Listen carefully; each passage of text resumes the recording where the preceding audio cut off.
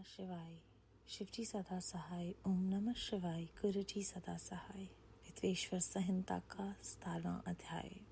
षडलिंग स्वरूप प्रणव का महात्म्य, उसके सूक्ष्म रूप ओंकार और स्थूल रूप पंचाक्षर मंत्र का विवेचन, उसके जप की विधि एवं महिमा, कार्य ब्रह्म के लोकों से लेकर कारण रूप रुद्र के लोकों तक का विवेचन करने के कलातीत पंचावरण विशिष्ट शिवलोक के अनिर्वचनीय वैभव का निरूपण तथा शिव भक्तों के सत्कार की महत्ता। ऋषि बोले, प्रभु महामुने, आप हमारे लिए क्रमशः षडलिंग स्वरूप प्रणव का महात्म्य तथा शिव भक्त के पूजन का प्रकार बताइए। सूत जी ने कहा, महर्षियों, आप लोग तपस्या के धनी हैं। आपने ये बड़ा सुंदर प्रश्न उपस्थित किया है, किंतु इसका ठीक ठीक उत्तर महादेव जी ही जानते हैं, दूसरा कोई नहीं। तथापि भगवान शिव की कृपा से ही मैं इस विषय का वर्णन करूंगा। वे भगवान शिव हमारी और आप लोगों की रक्षा का भारी भार बारंबार स्वयं ग्रहण करें। प्र नाम से प्रकृति के से उत्पन्न संसार रूपी महासागर का प्रणव इससे पार करने के लिए दूसरी नाव है। इसीलिए इस ओकार को प्रणव की संज्ञा देते हैं। ओकार अपने जप करने वालों साधकों से कहता है, प्रपंच नहीं है वह तुम लोगों के लिए। अतः इस भाव को लेकर भी ज्ञानी पुरुष ओम को प्रणव नाम से जानते हैं। इसका दूसरा भाव यूं है, प्रोक्षण न नियत व युष्मान मोक्षम इति वा प्रणव, अर्थात ये तुम सब उपासकों को बलपूर्वक मोक्ष तक पहुंचा देगा। इस अभिप्राय से भी इसे ऋषि मुनि प्रणव कहते हैं। अपना जप करने वाले योगियों के तथा अपने मंत्र की पूजा करने वाले उपासक के समस्त कर्मों को नाश करके यह दिव्य नूतन ज्ञान देता है। इसलिए भी इसका नाम प्रणव है।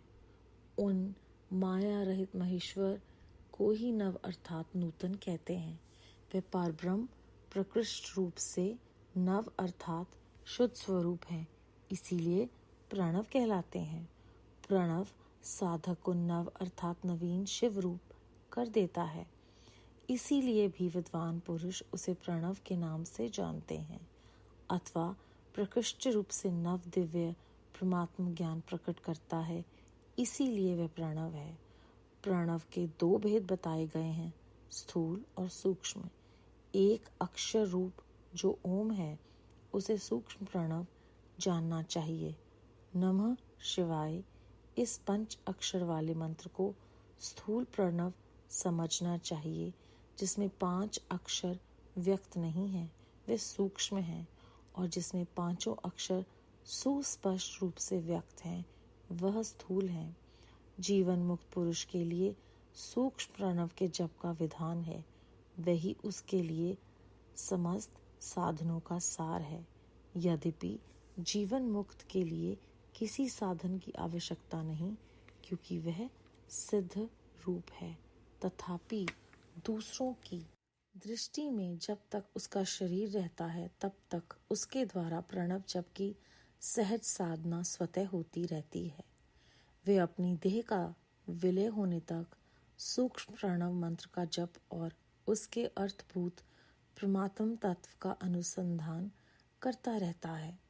जब शरीर नष्ट हो जाता है, तब वह पूर्ण ब्रह्म स्वरूप शिव को प्राप्त कर लेता है। यह सुनिश्चित बात है। जो अर्थ का अनुसंधान ना करके केवल मंत्र का जप करता है, उसे निश्चय ही योग की प्राप्ति होती है। जिसने 36 करोड़ मंत्र का जप कर लिया हो, उसे अवश्य ही योग प्राप्त हो जाता है। सूक्ष्म प्रणव के भी हर्ष और दीर्घ के भेद से 2 रूप जानने चाहिए, अकार, उकार, मकार, बिंदु, नाद, शब्द, काल और कला। इनसे युक्त जो प्रणव है, उसे दीर्घ प्रणव कहते हैं। वह योगियों के ही हृदय में स्थित होता है। मकार पर्यंत जो ओम है, वह अ, उ, म इन 3 स्वरों से युक्त है। इसी को हर्ष प्रणव कहते हैं। अ शिव है, उ शक्ति है और मकार इन दोनों की एकता है। वह त्रितत्व स्वरूप है, ऐसा समझकर हर्ष प्रणव का जप करना चाहिए। जो अपने समस्त पापों का क्षय करना चाहते हैं, उनके लिए इस हर्ष प्रणव का जप अत्यंत आवश्यक है। पृथ्वी, जल, तेज, वायु और आकाश, ये 5 भूत तथा शब्द, स्पर्श आदि इनके 5 विषय, ये सब मिलकर 10 वस्तुएं मनुष्य की कामना के विषय हैं। इनकी आशा मन में लेकर जो कर्मों के अनुष्ठान में संलग्न होते हैं, वे 10 प्रकार के पुरुष प्रवृत्त अथवा प्रवृत्ति मार्गी कहलाते हैं, तथा जो निष्काम भाव से शास्त्र विहित कर्मों का अनुष्ठान करते हैं, वे निवृत्त अथवा निवृत्ति मार्गी कहे गए हैं। प्रवृत्त पुरुषों को हर्ष प्रणव का ही जप करना चाहिए और निवृत्त पुरुषों को दीर्घ प्रणव का। व्याहृतियों तथा अन्य मंत्रों के आदि में इच्छानुसार शब्द और कला से युक्त प्रणव का उच्चारण करना चाहिए। वेद के आदि में और दोनों संध्याओं की उपासना के समय भी उकार का उच्चारण करना चाहिए। प्रणव का 9 करोड़ जप करने से मनुष्य शुद्ध हो जाता है। फिर 9 करोड़ जप करने से वह पृथ्वी तत्व पर विजय पा लेता है। तत्पश्चात पुनः 9 करोड़ का जप करके वह जल तत्व को जीत लेता है। पुनः 9 करोड़ जप कर से अग्नि तत्व पर विजय पा लेता है। तदनंतर फिर 9 करोड़ का जप करके वह वायु तत्व पर विजयी होता है। फिर 9 करोड़ का के जप से आकाश को अपने अधिकार में कर लेता है। इसी प्रकार 9 करोड़ का जप करके वह क्रमशः गंध, रस, रूप, स्पर्श और शब्द पर विजय पाता है। इसके बाद फिर 9 करोड़ का जप करके अहंकार को भी जीत लेता है। इस तरह 108 करोड़ प्रणव का जप करके उत्कृष्ट बोध को प्राप्त हुआ पुरुष शुद्ध योग का लाभ करता है। शुद्ध योग से युक्त होने पर जीवन मुक्त हो जाता है। इसमें संशय नहीं है। सदा प्रणव का जप और प्रणव रूपी शिव का ध्यान करते करते समाधि में स्थित हुआ महायोगी पुरुष साक्षात शिव ही है, इसमें संशय नहीं है। पहले अपने शरीर में प्रणव के ऋषि, छंद और देवता आदि का न्यास करके फिर जप आरंभ करना चाहिए। अकार आदि मात्र का वर्णों से युक्त प्रणव का अपने अंगों में न्यास करके मनुष्य ऋषि हो जाता है। मंत्रों के 10विध संस्कार, मातृका निस्य तथा षड्योशोधन आदि के साथ संपूर्ण न्यास फल उसे प्राप्त हो जाता है। प्रवृत्ति तथा प्रकृति निवृत्ति से मिश्रित भाव वाले पुरुषों के लिए स्थूल प्रणव का जप ही अभिष्ट साधक होता है। क्रिया, तप और जप के योग से शिव योगी 3 प्रकार के होते हैं, जो क्रमशः क्रिया योगी, तपो योगी और जपो योगी कहलाते हैं। जो धन आदि वैभवों से पूजा सामग्री का संचय करके हाथ आदि अंगों से नमस्कार आदि क्रिया करते हुए इष्ट देव की पूजा में लगा रहता है, वह क्रिया योगी कहलाता है। पूजा में संलग्न रहकर जो परिमित भोजन करता, ब्राह्मण इंद्रियों को जीतकर वश में किए रहता है और मन भी वश में करके परद्रोह आदि से दूर रहता है, वह तपोयोगी कहलाता है। इन सभी सद्गुणों से युक्त होकर जो सदा शुद्ध भाव से रहता तथा समस्त काम आदि दोषों से रहित हो शांत चित्त से निरंतर जप किया करता है, उसे महात्मा पुरुष जप योगी मानते हैं। जो मनुष्य 16 प्रकार के आचारों से शिव योगी महात्माओं की पूजा करता है, वह शुद्ध होकर सालों के आदि के क्रम से उत्तरोत्तर उत्कृष्ट मुक्ति को प्राप्त कर लेता है। द्विजो, अब मैं जप योग का वर्णन करता हूँ, तुम सब लोग ध्यान देकर सुनो। तपस्या करने वालों के लिए जप का उद्देश्य किया गया है, क्योंकि वह जप करते करते अपने आप को सर्वथा शुद्ध निष्पाप कर लेता है। ब्राह्मणों पहले नमः पद हो, उसके बाद चतुर्थी विभक्ति से शिव शब्द को तो पंचतत्विक नमः शिवाय मंत्र होता है। इसे शिव पंचाक्षर कहते हैं। यह स्थूल प्रणव स्वरूप है। इस पंचाक्षर के जप से ही मनुष्य संपूर्ण सिद्धियों को प्राप्त कर लेता है। पंचाक्षर मंत्र के आदि में ओकार लगाकर ही सदा उसका जप करना चाहिए।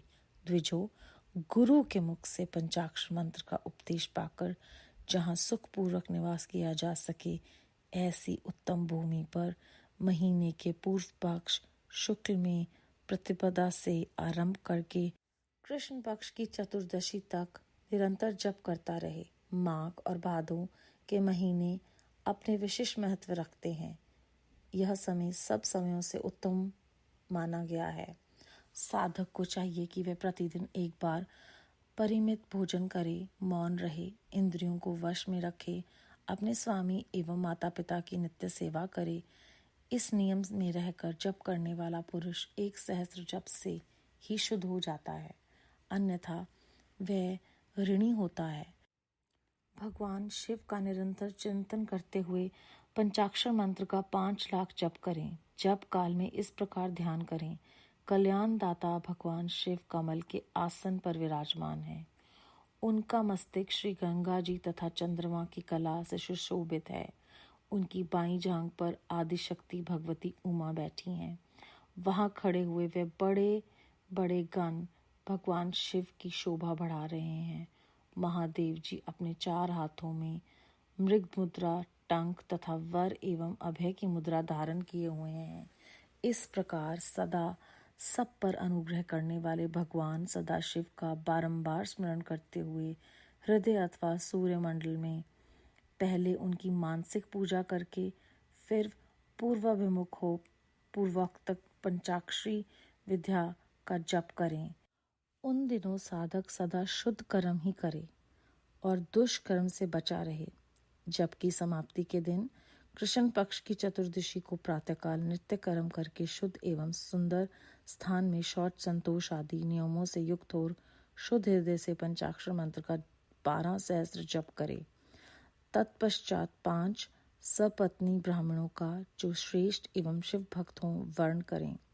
इनके अतिरिक्त एक श्रेष्ठ आचार्य प्रवर का भी वर्ण करें और उसे सांभ्य सदाशिव का स्वरूप समझें।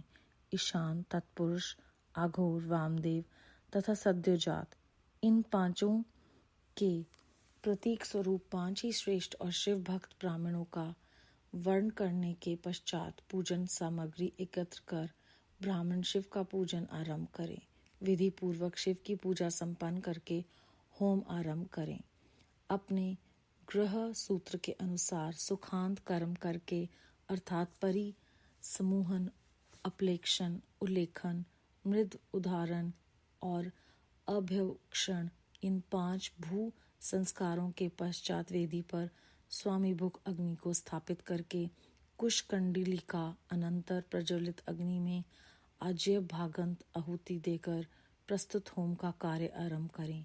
कपिला गाय के घी से 11, 101 अथवा 1001 आहुतियां स्वयं ही दें अथवा विद्वान पुरुष शिव भक्त ब्राह्मणों से 108 आहुतियां दिलवाएं। होम कर्म संपन्न होने पर गुरु को दक्षिणा के रूप में एक गाय और बैल देने चाहिए। ईशान आदि के प्रतीक रूप जिन 5 ब्राह्मणों का वर्ण किया गया हो उनको ईशान आदि का स्वरूप ही समझें तथा आचार्य को सांभ्य सदाशिव का स्वरूप माने। इसी भावना के साथ उन सब के चरण धोएं और उनके चरणों दक्ष से अपने मस्तक को सींचें।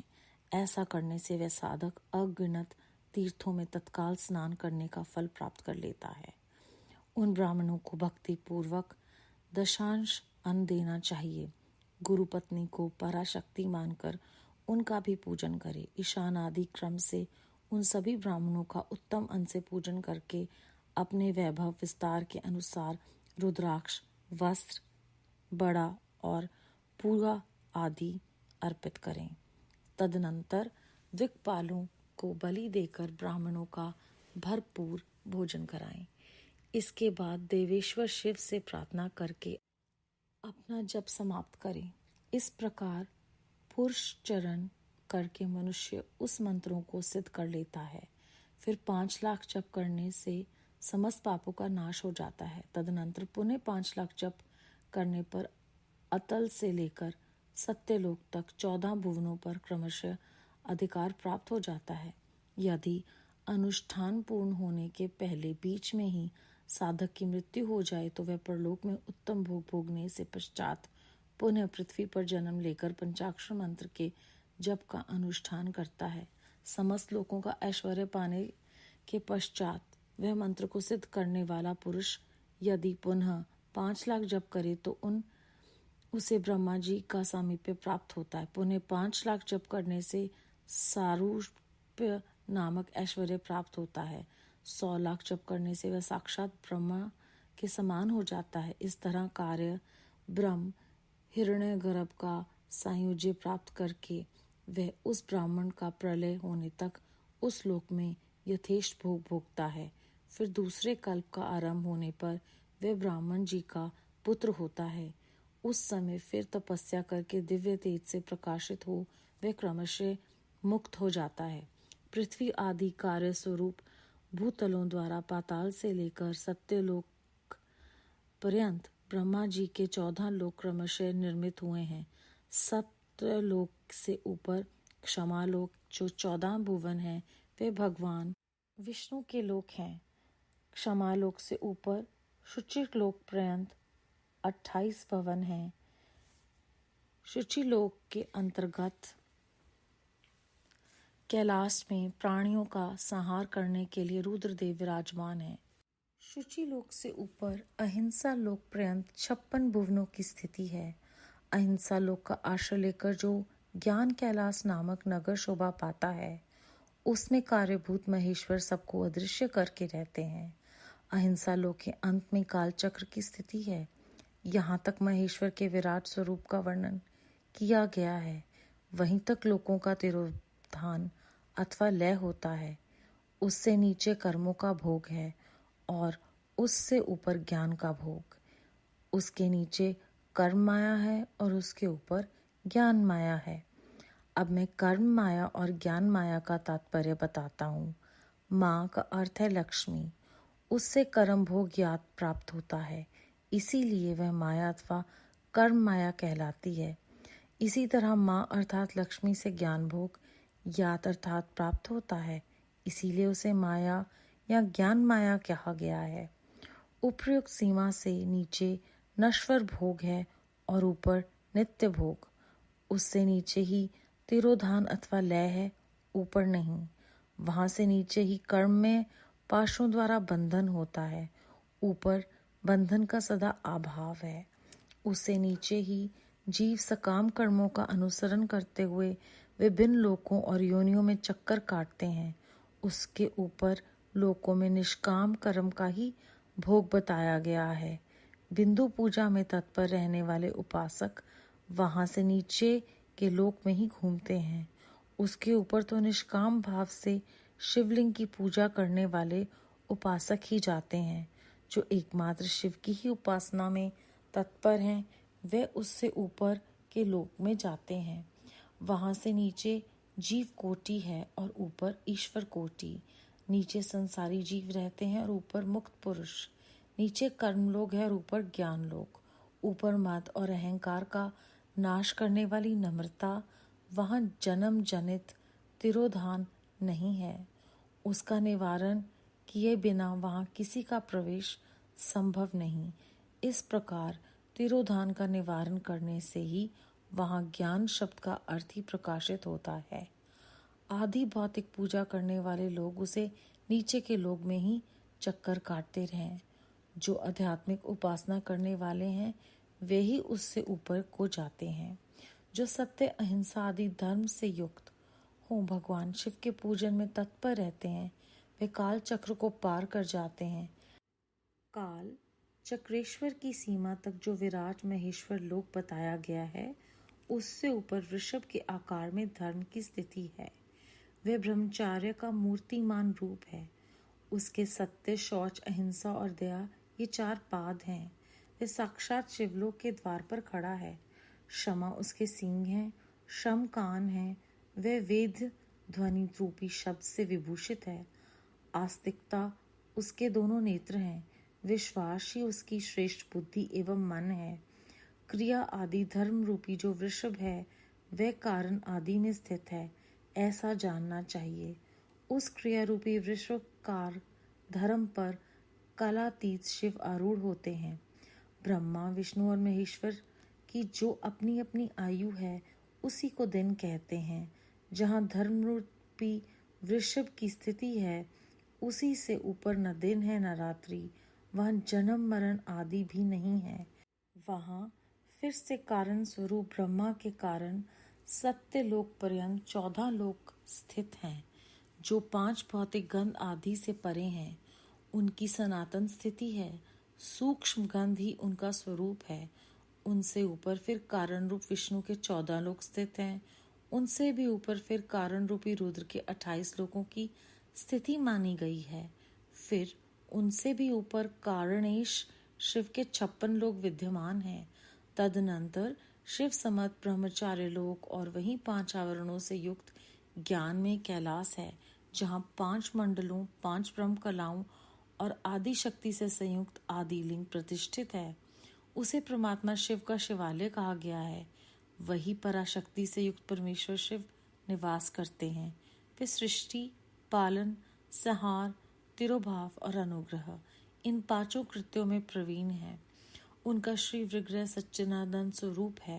वे सदा ध्यान रूपी धर्म में ही स्थित रहते हैं और सदा सब पर अनुग्रह किया करते हैं। वे स्वात्मा राम है और समाधि रूपी आसन पर आसीन हो नित्य विराजमान होते हैं। कर्म एवं ध्यान आदि का अनुष्ठान करने से क्रमशः साधन पथ में आगे बढ़ने पर उनका दर्शन साध्य होता है।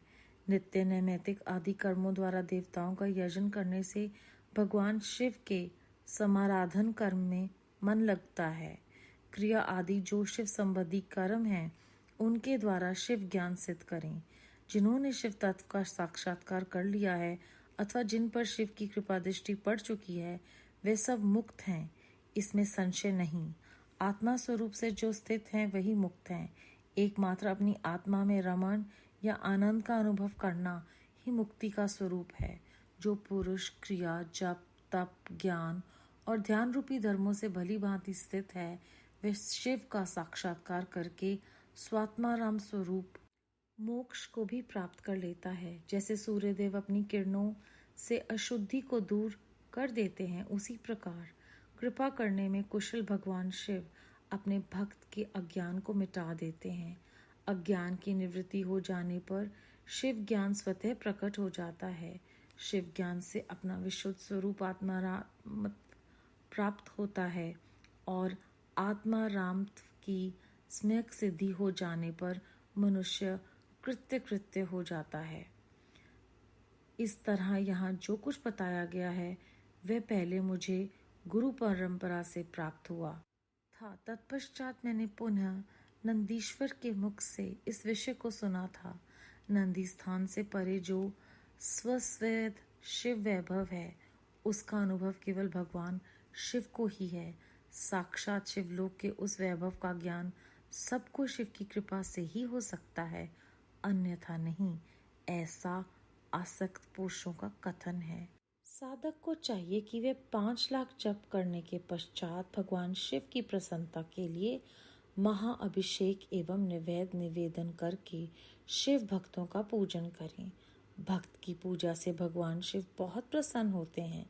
शिव और उनके भक्त में कोई भेद नहीं, वे साक्षात शिव स्वरूप ही हैं। शिव स्वरूप मंत्र को धारण करके वह शिव ही हो गया रहता है। शिव भक्त का शरीर शिव रूप ही है, अतः उसकी सेवा में तत्पर रहना चाहिए। जो शिव के भक्त हैं वे लोक और वेद की सारी क्रियाओं को जानते हैं। जो क्रमशः जितना जितना शिव मंत्र का जप कर लेता है उसके शरीर को उतना ही उतना शिव का सामीप्य प्राप्त हो जाता है, इसमें संशय नहीं। शिव भक्त स्त्री का रूप देवी पार्वती का ही स्वरूप है। वह जितना मंत्र जपती है उसे उतना ही देवी का सानिध्य प्राप्त होता है। साधक स्वयं शिव स्वरूप होकर पराशक्ति का पूजन करे। शक्ति वीर तथा लिंग का चित्र बनाकर अथवा मिट्टी आदि से इनकी आकृति का निर्माण करके प्राण प्रतिष्ठा पूर्वक निष्कपट भाव से इनका पूजन करे।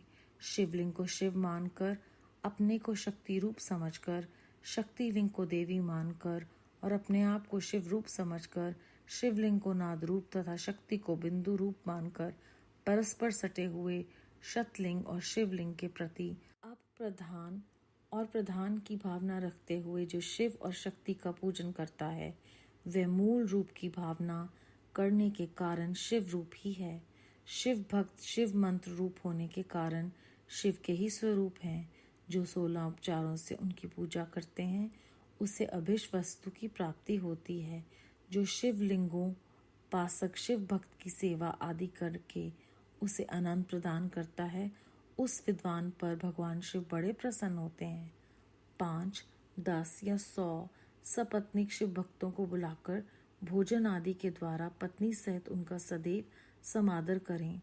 धन में, देह में और मंत्र में शिव भावना रखते हुए उन्हें शिव और शक्ति का स्वरूप जानकर निष्कपट भाव से उनकी पूजा करें। ऐसा करने वाला पुरुष इस भूतल पर फिर जन्म नहीं लेता। अध्याय 17 समाप्त। संकट जी, आज हमने इस अध्याय में जाना है कि महादेव जी ही जानते हैं और कोई भी नहीं जानता तपस्या क्या है, कहाँ पे कैसे करनी है।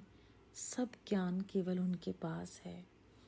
प्र से प्रकृति और नव वो नाव है जो हमें इस संसार रूपी माया के सागर से बाहर निकालेगी। एक तो प्रणव का ये अर्थ है और दूसरा है कि प्रपंच नहीं तुम लोगों के लिए। प्रपंच न नहीं है, वह तुम लोगों के लिए। अतः इस भाव से ज्ञानी पुरुष ओम को प्रणव नाम से जपते हैं। हम सब उपासकों के लिए ये मोक्ष का साधन है। ये हमें इस अध्याय के शुरू में ही बता दिया है और प्रणव साधक को शिव रूप ही कर देता है, क्योंकि जब हम जिसका ध्यान करते हैं, जिसके साथ समय बिताते हैं, जिसकी याद में हम रहते हैं, हम उसके जैसे ही हो जाते हैं। अक्षर रूप जो ओम है उसे सूक्ष्म प्रणव कहते हैं। नमः शिवाय जो ये 5 अक्षरों का मंत्र है, इसे स्थूल प्रणव माना जाता है। आगे जाकर हमने ये सीखा है कि केवल अगर उस परमात्मा को पाना है तो हमें ध्यान लगाना है, मंत्र का जप करना है और हमें विभिन्न स्थानों पर इस ग्रंथ में एक अंक दिया गया है कि इतनी बार करें। गुरु साहब ने हमें आदेश दिया है कि गिनकर नहीं करना है, पर ग्रंथ में ये लिखा है तो शायद इसलिए कि वो हमें प्रेरणा देने का प्रयत्न है कि हम शुरू करेंगे तो गिनना आरंभ करेंगे तो शायद शुरू करें। पर हमारे गुरु जी का आदेश है गिनकर कोई भी पाठ नहीं करना, उससे अहंकार आ जाता है। हमें यहाँ पर कितनी खूबसूरती से भगवान शिव की कृपा से पता चलता है कि अ शिव है, उ शक्ति और मकार इन दोनों की एकता। और इस तरह से ये ओम जो है वो समस्त पापों को नाश कर देता है। फिर पृथ्वी, जल, वायु, आकाश, तेज, ये 5 भूत हैं। शब्द, स्पर्श, ये 5 विषय हैं और इन सबको मिलाकर 10 वस्तुएं जो हैं वो कामना के विषय हैं। और जो लोग इन 10 प्रकार के प्रवृत्ति के हिसाब से परमात्मा का नाम लेते हैं, उन्हें प्रवृत्ति मार्गी कहा गया है। भाव जो इन 10 चीज़ों का सहारा लेते हैं, जो निष्काम भाव से परमात्मा का नाम लेते हैं, उन्हें निर्वृत्ति मार्गी कहा गया है।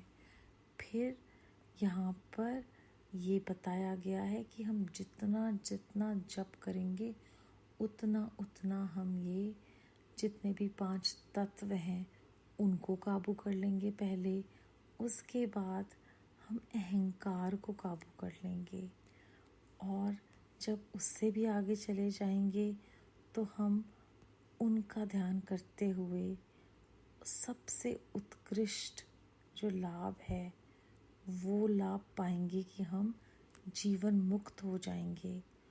और जो भगवान का ध्यान है वो साक्षात वो खुद ही हैं। और जब हम इस प्रकार निष्काम रूप से उस परमात्मा का ध्यान करेंगे तो हम उन्हीं के जैसे हो जाएंगे। और यहाँ पर हमें आगे चलकर ये भी बताया गया है कि जब हम इन सब तत्वों पर विजय पा लेंगे तो हमारे चित्त पर, हमारे मन पर पूरा नियंत्रण होगा। और यहाँ पर क्रिया योगी, तपो योगी और जप योगी के बारे में बताया है। जो लोग पूजा आदि के काम करते हैं जिसमें उनके शरीर का इस्तेमाल होता है उन्हें क्रिया योगी कहा गया है। तपो योगी वो हैं जो अपनी इंद्रियों को जीतकर अपने भगवान, अपने इष्ट की पूजा करते हैं, वे तपो योगी हैं। और जपो योगी वो हैं जो शुद्ध भाव में सब चिंताओं से ऊपर अपनी सारी इंद्रियों पर काबू पाकर उस परमात्मा को याद करते हैं। उसके बाद ओम नमः शिवाय जो गुरु साहब ने हमें महामंत्र दिया है उसका नमः शिवाय जो हिस्सा है उसे शिव पंचाक्षर मंत्र कहते हैं। और ये स्थूल प्रणव है। इस अध्याय में लिखा हुआ है कि गुरु के मुख से पंचाक्षर मंत्र का उपदेश पाकर सुखपूर्वक निवास किया जा सकता है उस भूमि पर। तो जहाँ जहाँ गुरु साहब हैं वहाँ वहाँ सब खुशियाँ हैं। और जैसे गुरु साहब ने कहा है कि मैं सब जगह हूँ, तो सिर्फ उनके ध्यान मात्र से ही वो सुखपूर्वक निवास बन जाएगी भूमि जहाँ पर उनका नाम लिया जाए। कितनी गहरी बात है।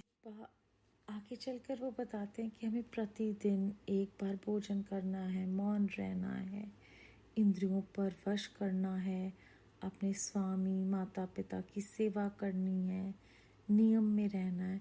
तो एक तरह से जीवन जीने की जो जांच है, एक कला है, वो सारे नियम जो है हमें इस जिंदगी को, इस जीवन को जो उस परमात्मा के नाम में तत्पर होने में हमें मदद करेंगे, वो कितनी विस्तार से और एक एक पहलू हमें बताया गया है।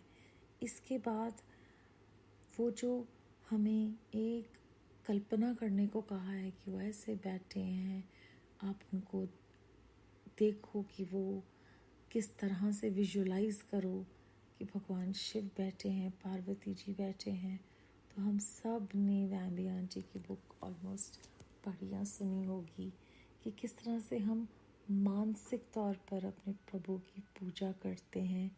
तो वो एक तरह की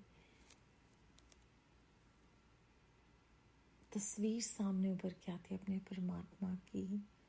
और जैसे ये अध्याय पढ़ा वो सारा याद आ गया कि कैसे गुरुजी ने हमें गाइड किया हुआ है कि बस मन की आंखों से देखो और वो हमारे सामने है।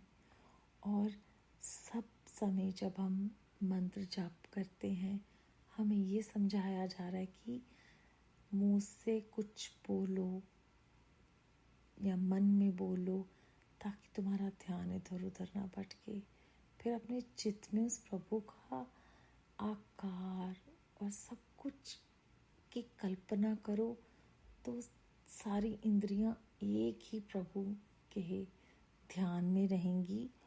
और जब ये सब कर रहे हो तो शुद्ध कर्म करने हैं, तो अपने आप ही सही सही रास्ते पर जब वो चलाएंगे, अपनी सद्बुद्धि देकर इंद्रियों पे काबू करवाएंगे, गलत काम करने से पहले एक दो बार सोचने पे मजबूर करेंगे, तब हम उस परमात्मा के ही सिमरन में पूरी तरह से उनके प्रेम में भीग जाएंगे। ऐसा इस अध्याय में बहुत बहुत गहरी बात इतनी सरलता से लिखी गई है, और हर एक बार ज़्यादा जप करने से हमें क्या क्या फल मिलेंगे वो बताया गया है। तो पता है ना परमात्मा को कि हम बच्चे जो हैं वो लॉलीपॉप जैसे छोटे बच्चे को स्कूल जाने से पहले मिलना है, वैसे हमें भी हर चीज़ का पहले फ़ायदा जानना है।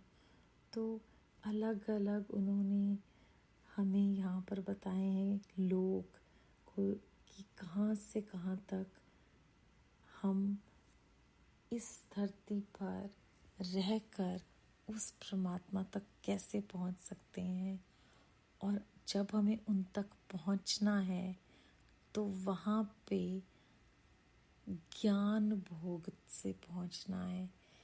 अलग अलग जो लेवल्स हमें यहाँ पर समझा रहे हैं इस अध्याय में कि किस तरह से हर एक लेवल है, आध्यात्मिक लेवल है। सबसे पहले सत्य लोक के बारे में बताते हैं, फिर उसके बाद क्षमा लोक के बारे में, फिर शुचि लोक के बारे में, और उसके बाद हमें बताया गया है कैलाश के बारे में।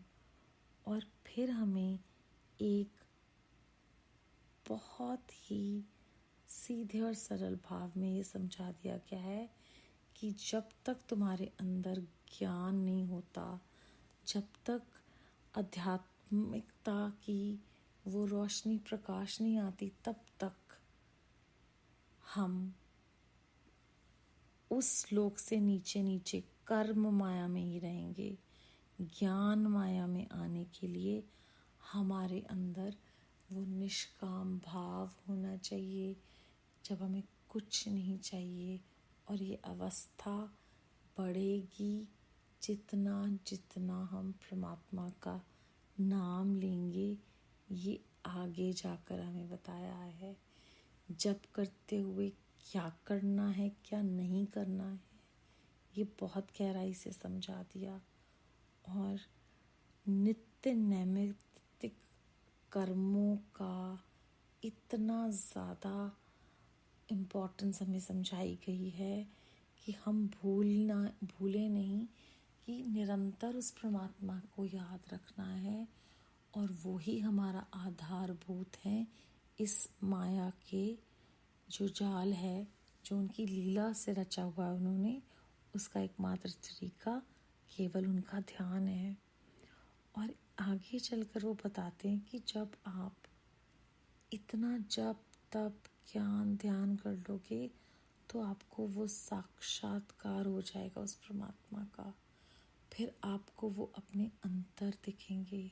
हमारी इंद्रियां इस तरह से उस परमात्मा ने रची हैं कि हम बाहर की ओर देखें, पर जब हम आध्यात्मिक यात्रा पर चलते हैं और उनकी हम पर कृपा दृष्टि पड़ती है, तो हम वो ही सब कुछ भीतर की ओर देखते हैं। फिर वो इनवर्ड जर्नी हो जाती है। और यहाँ पर एक पंक्ति आई थी, भक्त की पूजा से भगवान शिव बहुत प्रसन्न होते हैं। हम सब ने सुना है, संगत में ही गुरु बसते हैं। तो गुरु साहब जब हमें कोई भी मौका देते हैं सेवा का, हम सब इतनी खुशी खुशी वो सेवा करने के लिए तत्पर हो जाते हैं। उन्हीं की दी हुई सोच और समझ से हम कुछ भी नहीं कर सकते, सब कर्म करावनार वो हैं। और ये पंक्ति पढ़कर तो बस लगता है सब गोविंद है, सब गोविंद है, सब तरफ वो ही है। बस परमात्मा की इस सेवा में अंत में वो हमें याद कराते हैं कि वो भाव देखते हैं, क्या कर रहे हैं, नहीं किस भाव से कर रहे हैं। तो निष्कपट वो शब्द आया है। तो जब हम उस परमात्मा और उस माता शिव और शक्ति का ध्यान करके उनकी पूजा करते हैं, चाहे मानसिक करें चाहे कर्म जनित करें, पर हो वो निष्कपट। जब ऐसा होगा तो हमें वो परमानंद की आभूति जो हम सबको होती है गुरु साहब के श्री चरणों में, उसका आभास होगा। और जब उनकी कृपा होगी तो ये आने जाने का जो चक्र है, इससे हम मोक्ष पालेंगे। और इसकी कृपा उन्हीं की कृपा से होगी हम सब पर। इस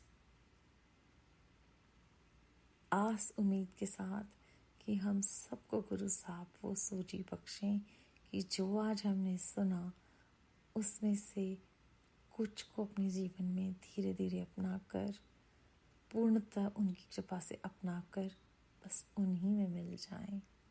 ओम नमः शिवाय। शिव जी सदा सहाय। ओम नमः शिवाय। गुरु जी सदा सहाय।